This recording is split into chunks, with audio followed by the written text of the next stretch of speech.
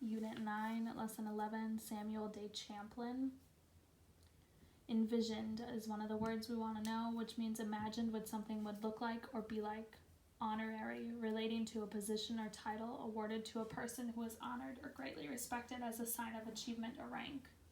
Landfall, the very first land a person sees or reaches after a flight or a voyage by sea. Navigator, a person who decides which direction to go or which route to take, especially on a ship or in an airplane.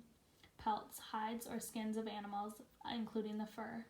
Reputation, the public opinion by which someone or something is perceived. Status, the position of someone compared to others in that group. Samuel de Champlain and Map of New France. Follow along on page 84 in your reader, please. I'll give you a second to get it out.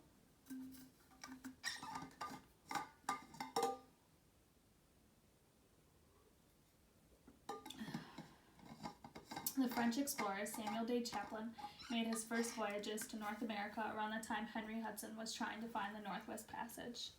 Champlain earned a reputation for being a talented navigator by leading a 2-year expedition to the West Indies and Central America. The son of a sea captain, he was not born into high school status in France, but his accomplishments as a navigator and talented mapmaker earned him an honorary title of Royal Geographer from King Henry and his court. In 1603, Champlain was invited to sail in a French fur trading expedition to an area known at the time as New France in present-day Canada. Decades before Champlain's expeditions in 1534, a French navigator and explorer, Jacques Cartier, claimed the shores of the St. Lawrence River, the Gulf of St. Lawrence, and the areas now known as Newfoundland in Nova Scotia in honor of France. Cartier's attempt to colonize an area around present-day Quebec failed at that time, but these explorations were only the beginning of a fur trading relationship between France and the natives in the area of New France. Champlain on Fur Trading Expedition, page 85.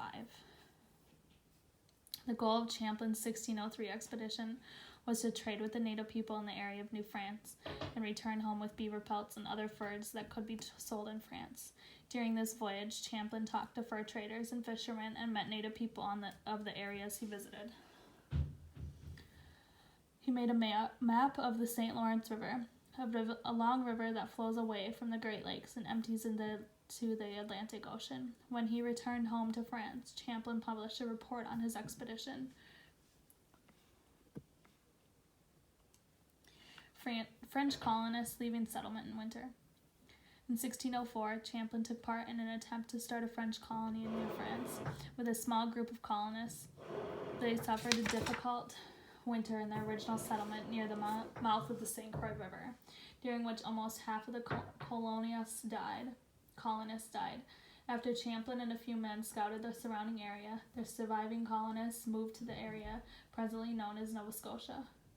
This colonization attempt was not a success, but Champlain took this time to explore and map areas along the Atlantic coast, eventually sailing as far south as Cape Cod.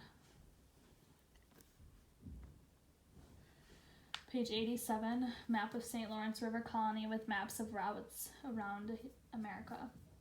After exploring several possible locations along the northeastern Atlantic coast, Champlain decided that the best place for a French colony was along the St. Lawrence River.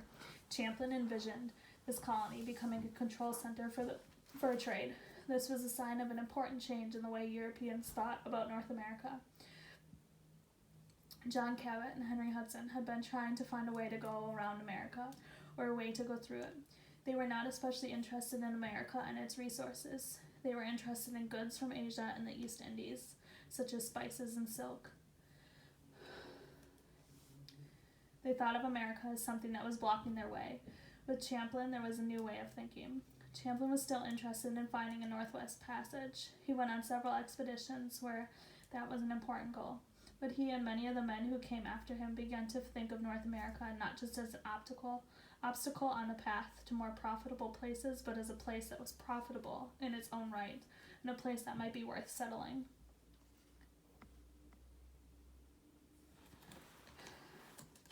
Settling Quebec City.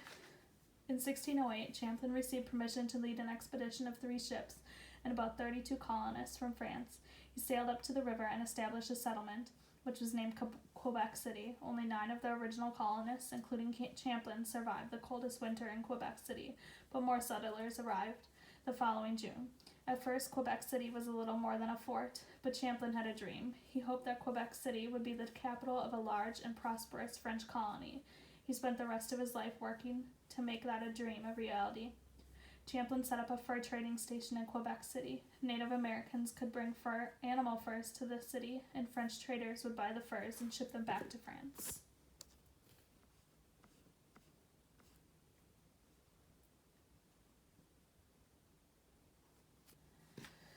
Champlain trading with Native allies. To make sure that the settlers at Quebec City would not be attacked by the local Native people, Champlain made an agreement with some of the tribes who lived along the St. Lawrence, including the Huron and the Algonquian people. He supported these tribes in a war against the Iroquois, a large group of tribes who lived to the south in what is now New York State. Champlain led expeditions against the Iroquois, and in 1609 he became the first European to visit the lake that is now named for him, Lake Champlain. In 1615 he became the first known European to arrive at the Great Lakes.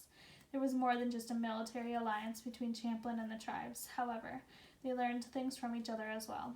Even the name of the new city, Quebec, was borrowed from the Algonquian language spoken by Native Americans throughout North America. The word Quebec comes from the Algonquian word Quebec, which means where the river narrows. We are on page 91 and 92. French missionaries. Champlain made several trips to France to recruit new settlers and secure French government support of his colony. He eventually married and brought his new wife to settle with him in Quebec City. He also brought missionaries to New France to teach the native people about Christianity. The missionaries worked with the fur traders and the settlers to extend French settlements farther inland. In the end, Champlain was successful. The colony of Quebec did not just survive, it prospered. It became the first permanent French settlement on the continent of North America. The areas that made up New France remained part of the French Empire for more than 100 years, and in time became part of a larger country now known as Canada. European explorers. Over the last couple of weeks, you have learned about many European explorers and their expeditions. You have learned that they were all so intrigued by the stories of wealth, spices, and gold that they decided to explore unfamiliar lands and seas. These explorers embarked on investigative travels to find answers to their question. Now it's our turn to ask a question. Who was the first known European to discover America? As you have heard, Christopher Columbus is the European often credited with discovering the Americas. While searching for a route to the East Indies, he accidentally bumped into islands in the Caribbean now known as the West Indies. However, Viking explorer Leif Erikson, another European, had also traveled to the Americas. Erikson landed in Vinland, which is now present-day Canada, and is now called Newfoundland. Historians believe that the Vikings landed in North America about 500 years before Christopher Columbus and John Cabot. John Cabot landed in the same area as the Vikings, though Newfoundland was not continuously inhabited. It had certainly been by the time Columbus landed in the Caribbean. All the European explorers we've learned about, Columbus, Ponce de Leon, De Soto, Coronado, Cabot, Hudson, and Champlain, landed in many different parts of the Americas, claiming their discoveries in honor of their countries. But it's important to remember that when these explorers made landfall, they learned there were already people living in North America. Who were these people?